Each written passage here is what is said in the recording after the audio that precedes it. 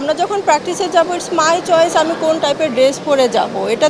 এটা তো ভাই আপনার আমার ব্যাপার না। আমার মানহানি হয়েছে, আমি মানহানির মামলাই করব। খেলা কিন্তু শেষ, খেলা শেষ হওয়ার পরে কেন এই টাইপের লিগ্যাল নোটিশ দিবে, এটা আসলে চিন্তার বিষয়।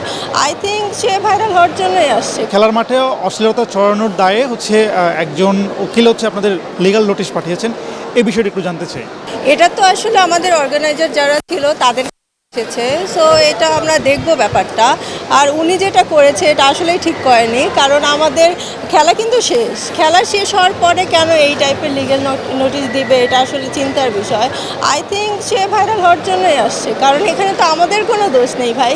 এখন কিছু গণমাধ্যমের উপরে সে মামলা দিতে পারতো, বাট কেন আমাদের দিয়েছে, এটা চিন্তার বিষয়। সে আসলে ভাইরাল হওয়ার জন্যই আসছে। আর আমার মানহানি হয়েছে, আমি মানহানির মামলাই করব তার উপরে।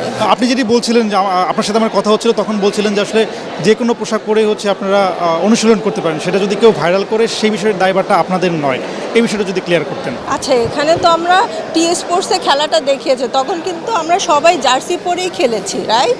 বাট আমরা যখন প্র্যাকটিসে যাব ইটস মাই চয়েস, আমি কোন টাইপের ড্রেস পরে যাব। এটা তো ভাই আপনার আমার ব্যাপার না, এটা হচ্ছে আমাদের ব্যাপার যে আমরা কোন ধরনের ড্রেস পরে যাব। আর শুধু যে আমি ভাইরাল হয়েছি তা কিন্তু না, সবাই কিন্তু হয়েছে। সো এটা আমি কি বলবো, এখানে কিছু মোবাইল সাংবাদিকদের জন্য এরকম হয়েছে, এটা তো আর আমাদের দোষ নেই।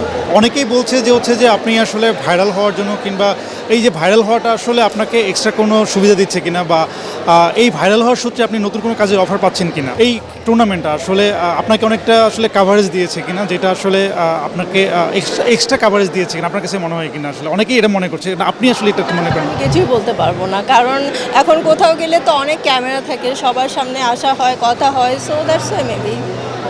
আমি একটু আপনার এখন ব্যস্ততা, যেহেতু সিসিটি শেষ হলো মাত্র, এবং আপনার কাছে আসলে এই খেলাকে কেন্দ্র করে কিংবা এই সামাজিক মাধ্যমে ভাইরাল হওয়ার কেন্দ্র করে নতুন কোনো কাজের কোনো অফার এসছে কিনা, বা কোনো সিনেমার অফার পেয়েছেন কিনা? আমি তো ভাইয়া সবসময় সিনেমার অফারটাই বেশি পাই, বাট আমি বরাবর আমি বলতে চাচ্ছি, আমি সবসময় কিন্তু দেশের বাইরে থাকার কারণে আমার কাজ করা হয়নি, বাট এখন যেহেতু আমি দেশেই আছি, সো আমি কাজ করব। আমার অফার অনেক আসে, সবসময় আসে।